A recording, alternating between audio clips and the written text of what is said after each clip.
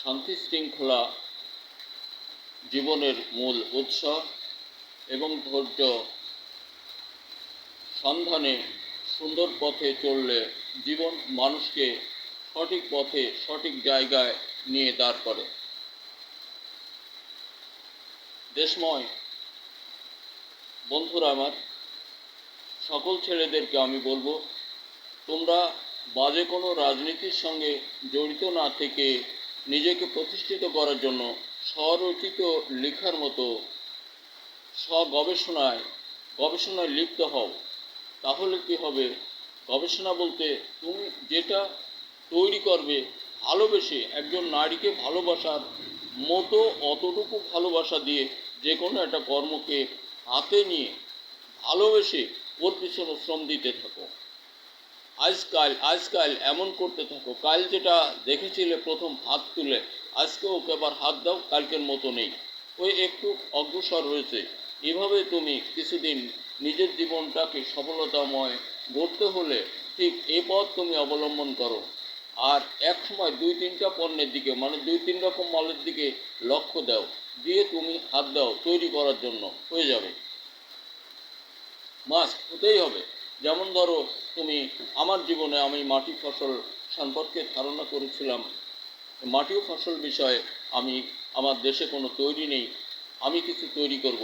আমার মনে পড়ে এই পৃথিবীর সৃষ্টিকর মাটি ও ফসল বিষয়ে বাংলাদেশে আমার এইগুলোই প্রথম আবিষ্কার ও তৈরি, সফলতায় ভরা আবিষ্কার ও তৈরি। এ দেশবাসী বলতে যাই হোক, আঞ্চলিক কৃষক বন্ধুরা ব্যবহার করছেন, ফলাফল অত্যন্ত ভালো বলে আমি ধারণা প্রকাশ করি। যারা দেখেছেন তারা এটা স্বীকৃতি দেন, যারা ব্যবহার করছেন তারা আনন্দে অধীর। বন্ধুরা আমার, আমি এই জন্য বারবার বলি, দেশের সকল ছেলেমেয়েরা, তোমরা বাজে দিকে সময় বা মনোনিবেশ না করে নিজেকে প্রতিষ্ঠিত করার জন্য, দেশটাকে প্রতিষ্ঠিত করার জন্য, দেশকে কিছু দেবার জন্য তুমি তোমার লেখাপড়ার মাঝ দিয়ে সময়টা কাটাও তৈরি, আবিষ্কার, গবেষণার মাঝে।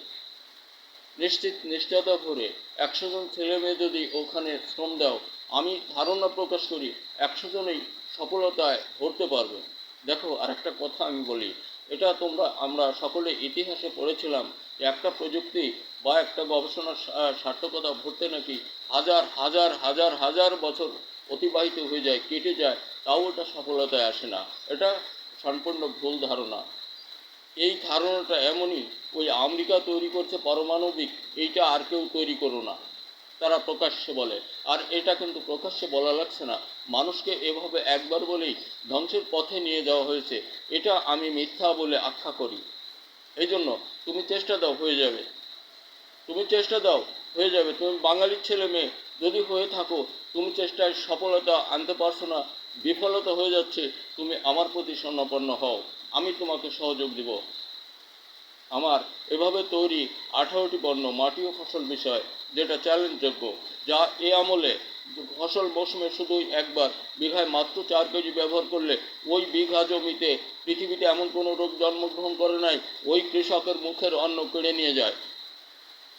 দেশবন্ধু, আমরা সকলেই সদা জাগ্রত হই, সকল ছেলেমেয়েদেরকে বিভিন্ন দিকে কোনো বাজে রাজনীতির অঙ্গনে ঢুকিয়ে না দিয়ে ওদের ওইখান থেকে ফিরিয়ে এনে সত্যের সন্ধানে তার জীবনটা কল্যাণের মুখে নিয়ে যাক, সেটা গবেষণা, তৈরি, আবিষ্কারের মাঝ দিয়ে।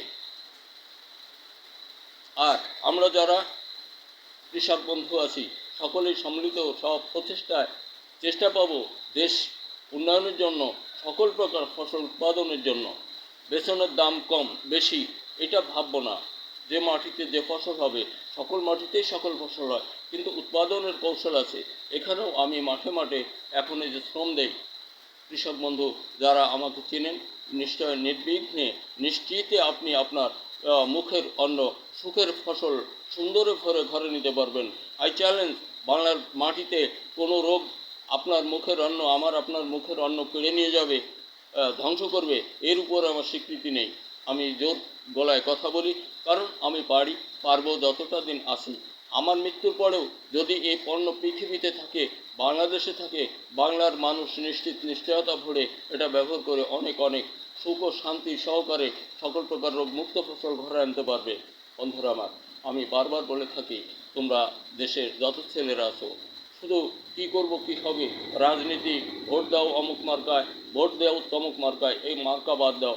মার্কা বাদ দিয়ে নিজের জীবনের মার্কাটাকে সুন্দরের দিকে অগ্রগতি বাড়াও।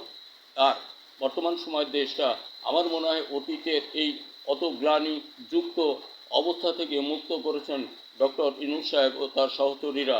আমরা সকলেই ওনার দিকে একটু দৃষ্টি রাখি। উনি দেশটা সংস্কার করুক, আগামী ভবিষ্যৎ দেশ উন্নত শিরে থাকবার সুব্যবস্থা হবে। ইঁদুরের গর্তে আর কারো পালাতে হবে না। ধন্যবাদ। আশাবাদী আরেকটা ভিডিওতে দেখা হতে পারে।